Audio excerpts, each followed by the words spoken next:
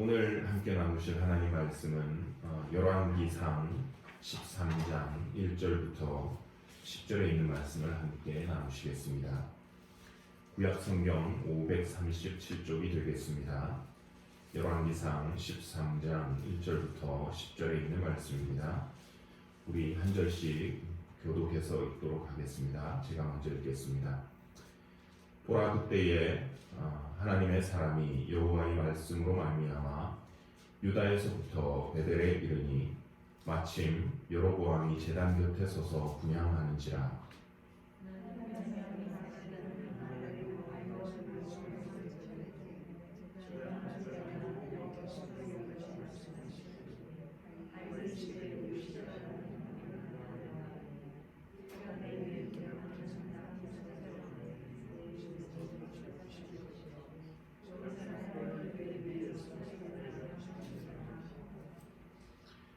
그날에 그가 징조를 들어 이르되 이는 여호와께서 말씀하신 징조라.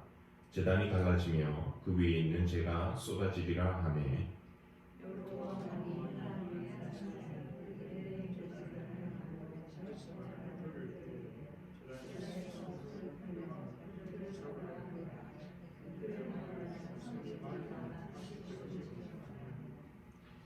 하나님의 사람이 여호와의 말씀으로 보인 징조대로 제단이 갈라지며 재가 제단에서 쏟아진지라.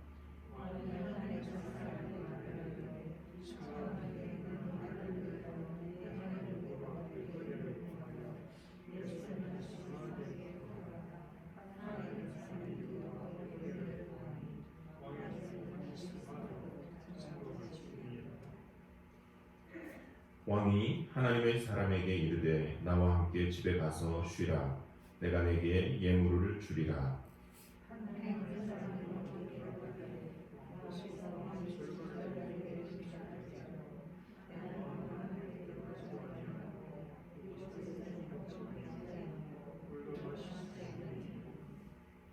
이는 곧 여호와의 말씀이 내게 명령하여 이르시기를 떡도 먹지 말며 물도 마시지 말고 왔던 길로 되돌아가지 말라 하셨음이니이다 하고.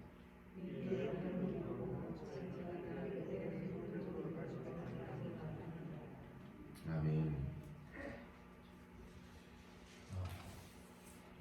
여러분 혹시 이런 말 들어보셨나요?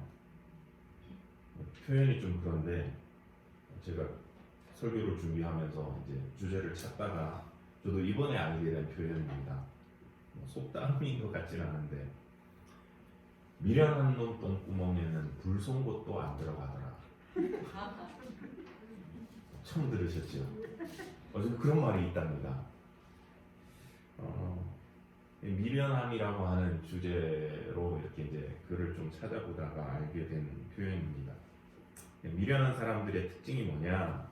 이제 어리석고 고집이 센데 어느 정도 고집이 세냐면 이제 보통 여러분 송곳으로 뭐 뚫어보실 때 안 된 플라스틱 같은 거 뚫으실 때 어떻게 하시나요? 옛날에 불로 싹 쥐져가지고 인두처럼 딱 벌겋게 달구어진 것을 찌르면 그냥 아주 부드럽게 쑥 들어가잖아요. 그런데 미련한 놈은 그 불 쏜 것도 안 들어가더라 라는 그런 표현인 거죠.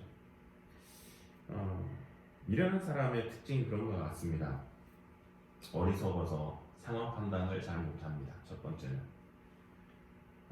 상황이 그렇게 되면 그나마 남의 말이라도 좀 귀담아 들어줄 수 있으면 좋은데, 두 번째는 남의 말도 듣지 않습니다. 고집불통인 거죠. 그래서 그 미련한 사람들은 아마도 그 미련함을 벗기가 쉽지가 않은 것 같습니다. 그래서 성경에서는 잠언 27장 22절에서 이렇게 말을 합니다. 미련한 자를 곡물과 함께 절구에 놓고 공의로 찌을지라도 그의 미련은 벗어지지 아니하리라.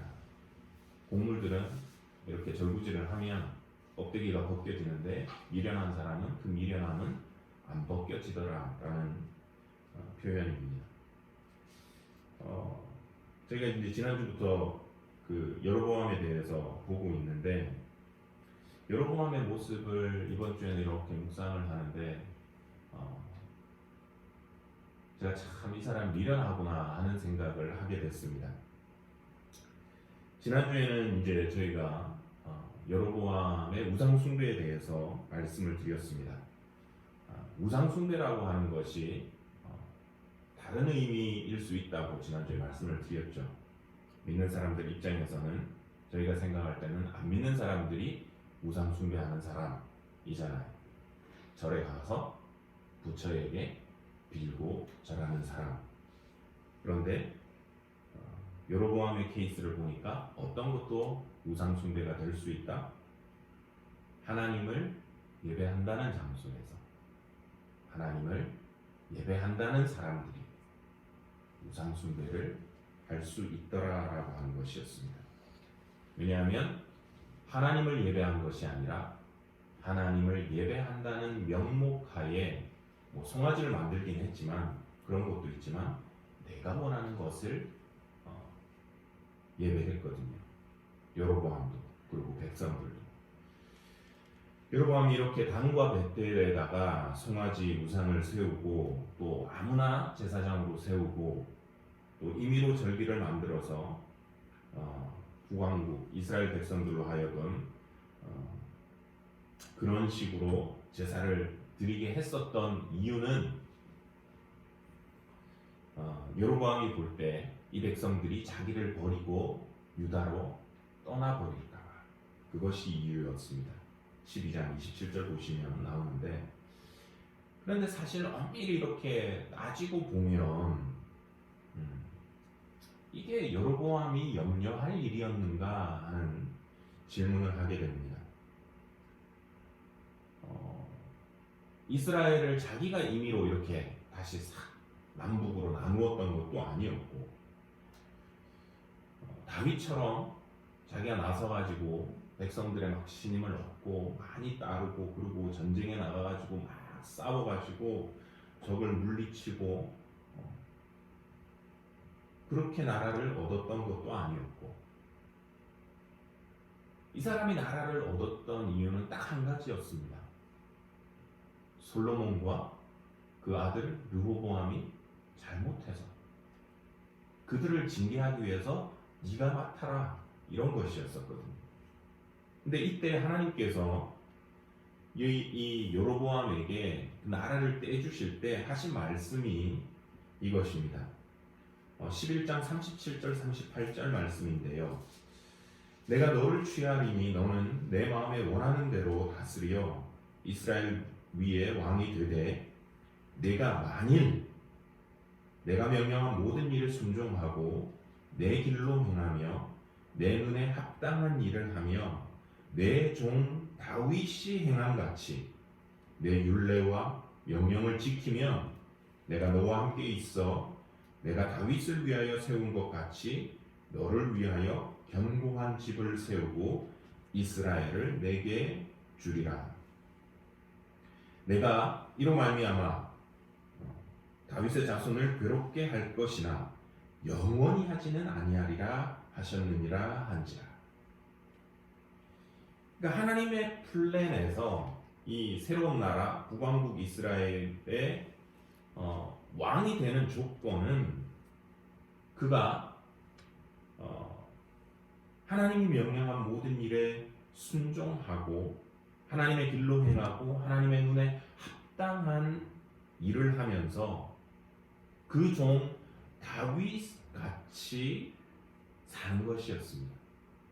다윗처럼 하나님만 섬기고 사는 삶. 그렇게 할지라도 무엇이 있었다? 리밋이 있었다. 딱 정해놓은 한계가 있었다. 하나님께서 말씀하셨습니다. 네가 그렇게 나라를 다스리고 너를 통해서 내가 이스라엘 백성들을 괴롭게 하겠지만 영원히 하지는 않을 거야. 그러니까 어떻게 보면 지금 자기가 고민하던 것 새로운 나라 내 백성들이 유다로 내려가 버리면 어떡하지 하는 것이 하나님의 플랜에서 본다면 그가 고민할 문제가 아니었습니다. 하나님 앞에 가지고 나가서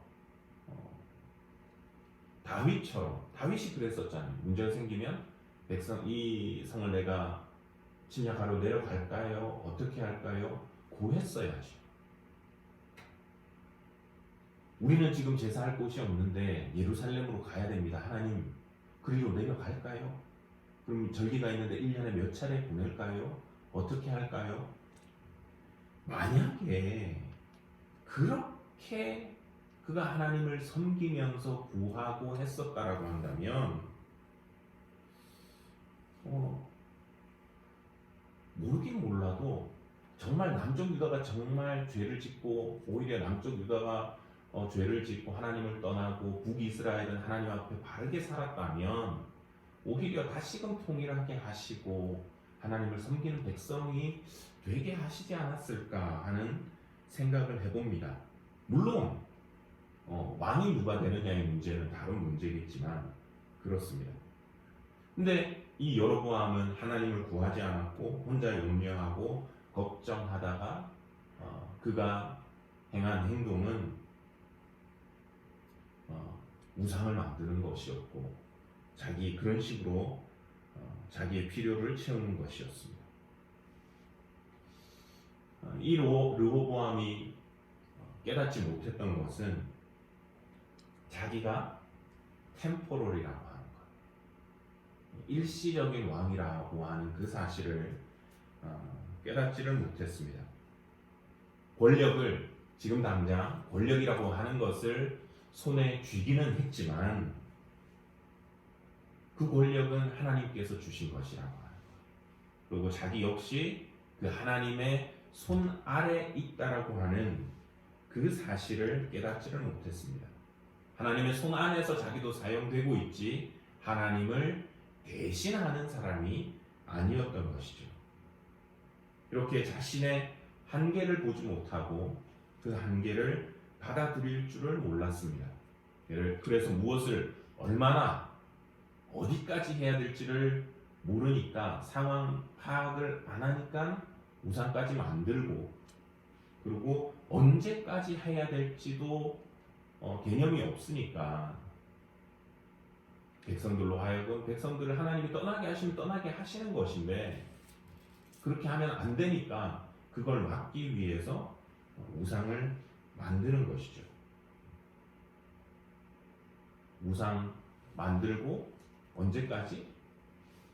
끝까지 통치하고 싶어서 끝까지 영원히 하지는 않겠다라고 말씀하셨는데 이 사람은 내가 끝까지 하고 싶은 거예요.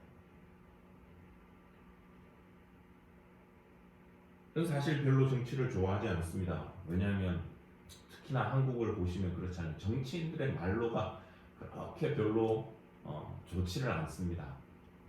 항상 사건에 연루가 되고 마지막에는 비리가 터져 나오고 그래서 쫓겨나고 끌려 내려오고 사임해야 되고 이런저런 모습 때문에 아마 그런 영향이 좀 있어서 정치하시는 분들이 들으면 니 해봐라 이렇게 말씀하실런지 모르겠지만 한편으로는 참 어려운 일 하셔서 대단하기도 하지만 한편으로는 좀 그런 것 같습니다. 비록 지금은 내가 힘이 있고 권력이 있고 주변에 사람들이 모이고 능력이 있고 하는 것 같아도 그것이 영원하지 않다라고 하는 것, 끝날 때가 있다라고 하는 것, 그것을 저희가 깨달아야 합니다. 그래서 시편 90편 12절에서도 이렇게 말씀합니다. 우리에게 우리 날 계수함을 가르치사 지혜로운 마음을 얻게 하소서. 이 말씀이 단순히 내가 이제 생명이 다해서 죽을 것이다 라고 하는 것으로 일반적으로 해석할 수도 있지만 동시에 내 힘의 끝, 권력의 끝, 어쩌면 부귀 영화의 끝도 있을 수 있다라고 하는 것으로 우리가 해석할 수도 있을 것입니다. 왜냐하면 주인이 그만하라 이러면 그만하는 거예요. 주인이 안 주시겠다고 하면 안 주시는 거잖아요. 내 상황, 내 위치를 바르게 파악하고 인식할 줄 알아야 됩니다. 다윗이 그랬잖아요. 자기 아들을 피해서 도망갈 때 법궤를 메고 온 제사장을 돌려보내면서 하나님이 돌아오게 하시면 내가 와서 여기서 예배 드릴 거고, 하나님이 끝이라고 하면 끝인데 이걸 왜 가져왔냐? 하나님 나를 떠나시면 난 아무것도 아닌데. 그래서 심지어는 어떻게까지 했습니까? 감히 아직까지는 왕인 자기한테 돌을 던지는 사람에 대해서도 놔두라고. 하나님이 시키신 것이면 어떡하냐? 하나님이 끝이라고 하면 끝이다. 그걸 다윗은 인식하고 있었던, 그렇게 살아갔던 사람이었던 것이죠. 내가 가진 힘, 능력, 그것이 사실은 내 것이 아니라 그것을 나에게 주신 분의 것이기 때문에 우리는 그분의 뜻에, 그분의 계획에 맞게 살아야 되는 것이죠. 그리고 언젠가 그것이 그분의 뜻 안에서 끝날 수도 있다라는 것을 인정할 줄 알아야 되는 것입니다. 그래서 우리는 어떻게 보면 주인 의식하고 주인 행세를 구분할 줄 알아야 됩니다. 주인 의식은 주인이 따로 있습니다. 그런데 내가 그 주인의 뜻을 알기 때문에 그 주인처럼 그 주인을 기쁘시게 하기 위해서, 그 주인의 뜻을 이루기 위해서 살아가는 것이 주인 의식입니다. 자기의 한계는 분명합니다. 주인이 있기 때문에 주인이 그만하라 이러면 손을 놓는 것입니다. 반대로 주인 행세는 주인의 뜻을 따르지 않을 뿐만 아니라 내가 주인처럼 행세하고 내가 주인이 되고, 그래서 자기 자신과 주변에 있는 사람들을 속이는 것, 그것이 주인 행세하는 삶입니다. 그러니까 다윗과 이 여로보암의 모습을 보면 다윗은 정말 주인 의식을 가지고 살았던 인물입니다. 하나님이 그만하라고 하시면 그래, 나 그만해야지. 근데 여로보암은 지금 주인 행세를 하려고 했던 것입니다. 영원하지는 않을 거야 했는데 내가 끝까지 쥐려고 하는 것이죠. 워낙에는 저희들의 인생, 저희가 인생을 살아갈 때 주인이 정한 바를 무시하고 내가 주인이냐, 주인 행세하며 살아가는 삶이 아니라 주인 의식을 가지고 살아갈 수 있기를 원합니다. 우리의 주인 되시는 분이 바로 하나님이시고, 그래서 그분을 인정하고 나아가서 내 힘과 내 권력과 때로는 부귀영화도 언젠가는 그분이 뜻하신다면 끝날 수도 있다. 그것을 인정하고, 그렇기 때문에 내 것이 아닌 것을 가지고 나를 위해서 사는 것이 아니라 그분의 뜻을 이루기 위해서 살아갈 수 있는 저와 여러분들의 삶이 되기를 소원합니다. 또 이 말씀을 통해서 한 가지 더 생각해 본 것은 이것입니다. 자신에게 한계가 있다, 마지막이 있다, 즉 상황 파악을 하지 못하고 자기 마음대로 하던 이 여로보암은 더 나아가서 자기에게 말씀하시는, 경고하시는 하나님의 말씀, 그 말씀 듣기를 또 거부하는 것을 볼 수가 있습니다. 그 자리에 영원히 앉아 있을 것처럼 그 자리를 잃어버리기 싫어가지고 원래 자기 것인 양 이렇게 막 살아가니까 하나님께서 오늘 하신 말씀이 이제 오늘 본문에 일어난 사건이었습니다. 2절 3절 한번 보시겠습니다. 하나님의 사람이 제단을 향하여 여호와의 말씀으로 외쳐 이르되 제단아 제단아 여호와께서 이와 같이 말씀하시기를 다윗의 집에 요시아라 이름하는 아들을 낳으리니 그가 내 위에 분향하는 산당 제사장을 내 위에서 제물로 바칠 것이요 또 사람의 뼈를 내 위에서 사르리라 하셨느니라 하고 그날에 그가 징조를 들어 이르되 이는 여호와께서 말씀하신 징조라 제단이 갈라지며 그 위에 있는 재가 쏟아지리라 하매 여로보암이 자기가 만든 그 베델의 제단에서 제사를 드리고 있을 때 하나님의 사자가 마침 그 베델 그 장소에 이르렀습니다. 그리고는 그에게 주신 하나님의 메시지를 선포했습니다. 유다에서 요시아라고 이름하는 왕이 날 것인데 그가 이 산당의 제사장을 여기에 제물로 바치고 또 죽은 사람의 뼈를 이 위에 사를 것이라고 하는 일종의 이제 참 듣기에 거북한 저주의 말을 선포했습니다. 그리고 자기가 하는 말이 아니라 이것은 하나님이 주시는 말씀이라고 하면서 그 징조 증명하는 것으로 제단이 갈라지고 재가 쏟아질 것이라는 말을 해 주었습니다.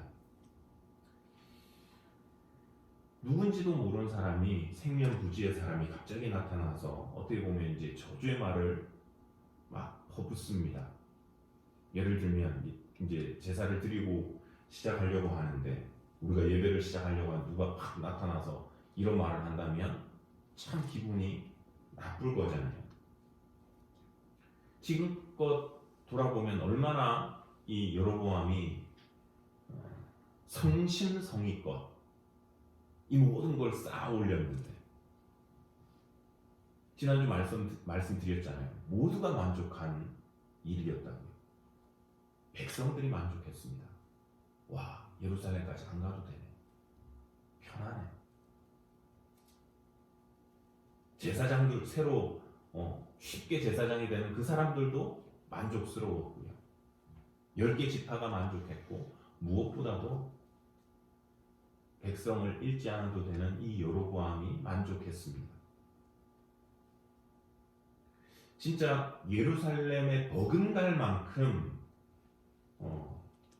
그래서 사람들이 전혀 우리 예루살렘으로 가야 되는데 하는 필요성을 느끼지 못할 만큼 제도를 잘 정비하고 쌓아 올려놨습니다. 어떻게 보면 자기 최대 업적이라고 할 수 있는데 그 부분에 대해서 그 선지자 하나님의 사람이 와서 비판을 하니까 여로보암 입장에서는 굉장히 불쾌했었을 겁니다. 화가 났겠지요. 그래서 하나님의 그 사람을 붙잡으라고 소리를 지르면서 외치는데 이때 선지자를 잡으라고 외치면서 뻗은 그 손이 말라버렸습니다. 그리고는 다시 손을 움직일 수가 없게 되었다고 성경이 말씀하고 계십니다. 그리고는 동시에 선지자가 좀 전에 말했던 것처럼 그 증명하는 일, 제단이 갈라지고 재가 쏟아지는 그런 일이 발생을 했습니다.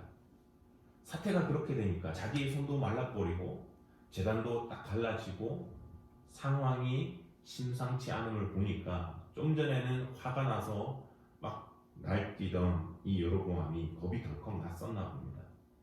그러니까 대번에 꼬리를 내리고 선지자에게 이 하나님의 사람에게 구했습니다. 제발 나 좀 살려주시오. 하나님 앞에 기도해서 이 손을 바로 쓸 수 있게 해주시오. 다행히 선지자는 저 같으면 기도 안 해줄 것 같은데 이 선지자는 참 착했는지 기도를 해주고 그리고 여로보암의 손이 회복이 되었습니다. 일이 이 정도로 벌어졌으면 여러분 같으면 어떻게 하시겠습니까? 여러분이 여로보암이라고 한다면, 제가 여로보암이라면, 제가 그 당시에 화는 치밀어 오르지만 손도 그렇게 되고 상황도 막 벌어지고 하면 나중 될 일은 뭐 나중 일이고, 겁이 나서 하나님 앞에 엎드리고 회개하고 돌아서야 할 것이 정상인데, 여로보암이 보인 반응은 내가 하나님 잘못했습니다, 내가 이 모든 것을 다 치우고 하나님께로 돌아서겠습니다 하는 것이 아니라 회의하겠다는 거예요. 회의하겠다. 7절입니다. 왕이 하나님의 사람에게 이르되 나와 함께 집에 가서 쉬라. 내가 내게 예물을 주리라. 우리 집 가십시다. 고마우니까 내가 예물을 주겠습니다. 하나님의 은혜에 대해서 내가 페이하고 똔똔으로 만들겠다는 거죠. 물론 감사한 일이 생기면 저희가 그 감사한 마음을 예물이나 물질로서 표현을 합니다. 그것이 잘못됐다는 말씀을 드리는 것이 아닙니다. 근데 제일 중요한 것은 이 감사의 마음을 표현할 때 물질로만 그것을 표현하고 끝낼 것은 아니라라고 하는 겁니다. 여러분 혹시 마음이 담기지 않은 선물 받아보신 적이 있으세요? 굉장히 불쾌합니다. 굉장히. 그게 느껴지니까. 사실은 물질을 주고 안 주고를 떠나서 마음을 같이 해주는 것, 그것이 제일 좋은 거죠. 표현을 그렇게 해주면. 예를 들면 나아만의 경우가 그렇습니다. 여러분 나아만 잘 아시잖아요. 아람 장수 나아만이 문둥병에 걸려가지고 이스라엘로 와서 자기를 고쳐달라고 했습니다. 그리고 엘리사를 통해서 그 문둥병이 나았을 때, 그때 이 나아만도 예물을 들고 와서 감사의 마음을 표현하려고 했습니다. 물론 엘리사는 받지는 않았고 그것도 다른 얘기가 있지만, 이때 나아만이 보여주었던 반응, 감사의 그 표현은 선지자한테 물질만 휙 던져주고 가버린 것이 아니었습니다. 보상만 해주고 끝난 것이 아니라, 물질 주고 내가 페이했다 이렇게 끝난 것이 아니라, 그 선지자 그리고 그 일을 통해서 알게 된 하나님 앞에 그가 바로 서려고 하는 것이었습니다. 열왕기하 5장 17절 18절 말씀은 이렇게 기록하고 있습니다. 나아만이 이르되 그러면 청하노니 노새 2마리의 실을 흙을 당신의 종에게 주소서. 이제부터는 종이 번제물과 다른 희생 제사를 여호와 외 다른 신에게는 드리지 아니하고 다만 여호와께 드리겠나이다. 오직 한 가지 일이 있사오니 여호와께서 당신의 종을 용서하시기를 원하나이다. 곧 내 주인께서 림몬의 신당에 들어가 거기서 경배하고 그가 내 손을 의지하심에 내가 림몬의 신당에서 몸을 굽히오니, 내가 림몬의 신당에서 몸을 굽힐 때에 여호와께서 이 일에 대하여 당신의 종을 용서하시기를 원하나이다 하니, 제사를 여호와 하나님 외에는 이제 드리지 않겠습니다. 그리고 한 가지, 자기가 자기 나라 왕 때문에 신당에 어쩔 수 없이 들어가서 왕이 절할 때 같이 이렇게 구부려 줘야 되는데 그거를 조금 이해해 주십시오. 즉 하나님만을 섬기겠습니다. 그리고 내가 그런 피치 못할 사정이 있는데 그거를 좀 용서해 주십시오. 하나님을 두려워하며 살겠습니다 하는 그의 다짐이었습니다. 근데 지금 보여주는 여로보암의 반응, 내가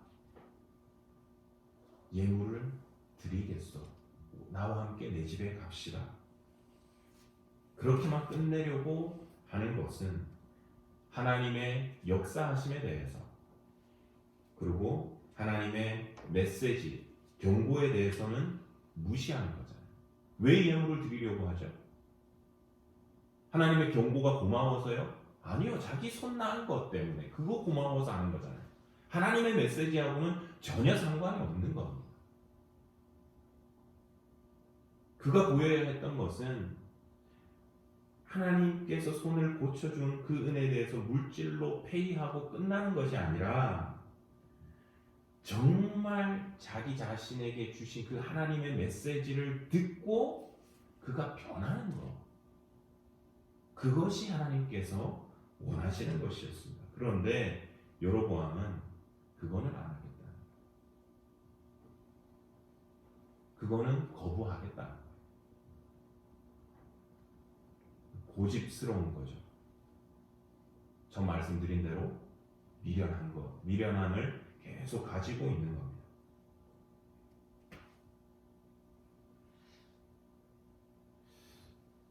이 여로보암이 처음에 여러분 솔로몬 왕 밑에서 건축 일을 하던 감독이었다고 제가 지난주에 말씀드렸잖아요. 성경에 나옵니다. 그러다가 아히야라고 하는 선지자를 만나서 하나님께서 그에게 주시는 이 메시지를 들었습니다. 자기가 10지파를 차지하게 될 것이라고. 근데 여러분 한번 생각해 보세요. 그때 아히야라고 하는 선지자를 통해서 너한테 하나님이 10지파를 주실 거야 했을 때 그때 이 여로보암의 반응은 어땠을까요?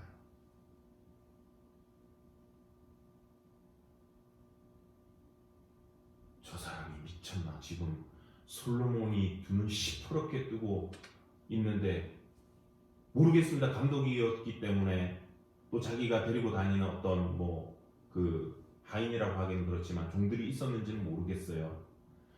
저놈 잡아라 저놈 이렇게 또 손을 뻗으면서 이 얘기를 했었을까요?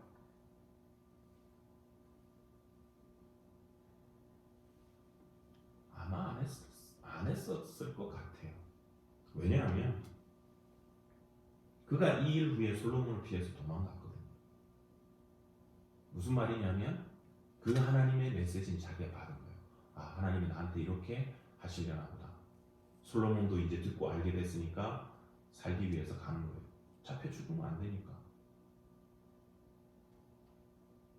가시적으로 자기에게 좋은 소리, 당장 볼 때는 이익이 되고 좋게 들리는 그 소리는 잘 받아들였습니다. 아멘 하면서. 그런데 지금 어떤 심판의 소리가 들릴 때는 지금 뭔 소리 하는 거예요? 저놈 잡아라 여러분.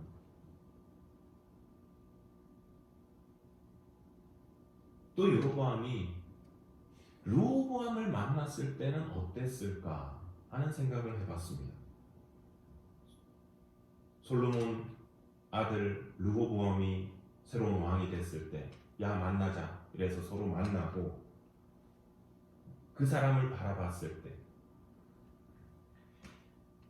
자기가 볼 때는 그렇잖아요. 자기는 하나님의 신탁을 받았고, 그리고 다윗의 집안에 지금 심판이 있을 것이고, 그 다음에 백성들도 그걸 어느 정도 알고 있고, 모든 상황을 알면서 르호보암이, 당신도 모든 상황 알면서, 그 다음에 르호보암이 이 주변의 이야기, 노인들의 이야기, 그 조언을 듣지 않고 따르지 않는 것을 보고 그 앞에서 우리 다 그냥 돌아갑시다. 아이고 여기는 말 안 통하네 하면서 나올 때 르호보암의 심정은 어땠을까? 이 여로보암의 심정은 어땠을까? 말을 듣지 않는 이 르호보암을 바라보는 이 여로보암의 마음은 어땠을까? 모르겠습니다. 제가 이제 이쪽으로 생각을 해서 그런지 이런 표현 쓰지 않았을까요? 참 고집이 상황 뻔히 이렇게 돌아가는 거 알면서 주변의 노인들을 그렇게 조언했으면 좀 듣지. 아이고, 미련하네.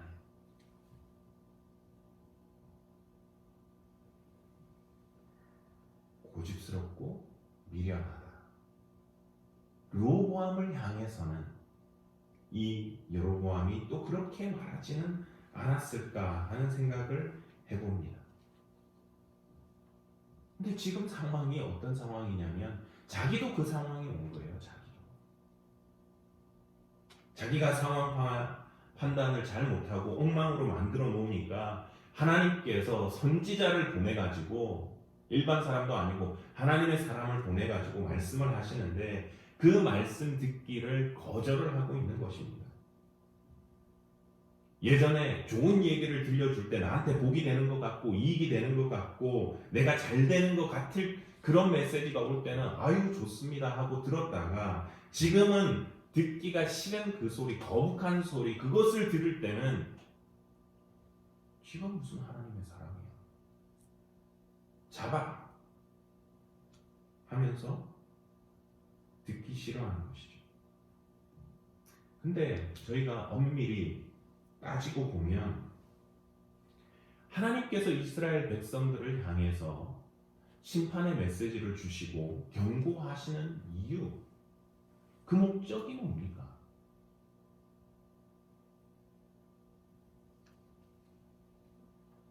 정말로 벌하기 위해서 벌 준다? 심판한다? 그것 자체가 목적인가요? 다 자녀들 키워보셨으니까 아시잖아요. 애들한테 너 그렇게 하면 회초리 될 거야? 자녀들한테 회초리를 치고 싶어서 여러분들이 그렇게 하셨어요? 아니잖아요. 그렇게 하지 말아라. 충격요법이잖아요. 충격요법. 그러니까 길을 돌이키라고 하는 것입니다. 길을 돌이키라고. 그래서 그 길을 돌이키면 사실은 어떻게 되는 거예요? 회초리를 맞지 않고 사실은 복의 길로 가는 것이기 때문에 경고와 심판의 메시지를 주는 것입니다. 그러니까 오늘 본문에서 여로보암의 손이 마르고 다시 기도해서 손이 성쾌되어졌다라고 하는 것은 바로 하나님의 이 은혜를 상징적으로 나타내고 있는 것입니다. 손이 마르는 그 충격을 통해서 재단이 갈라지는 그 충격을 통해서 아 내가 돌아서야 되겠구나. 그 다음에 이 선지자가 대답합니다. 나는 들어가지도 않겠고 당신과 함께 있지도 않을 것이고 내가 왔던 길로 되돌아가지도 않을 것입니다. 아, 그 길을 내가 되돌아가면 안 되는구나. 그 길을 계속 가면 안 되는구나. 그러니까 이 벌 경고라고 하는 것은 그 자체가 목적이 아니라 그것을 통해서 복의 자리로 되돌리시기 위한 하나님의 은혜였다라고 하는 것입니다. 하나님께서 혹 우리에게 경고의 메시지를 주신다면 지금은 듣기 싫을 수 있지만 근데 그 말을 들으면 결국은 나중에 오는 심판을 피하는 것이기 때문에 우리에게 복이 되는 것이죠. 그래서 예수님께서도 반복적으로 주신 말씀이 그것이었잖아요. 들을 귀 있는 자는 들을지어다.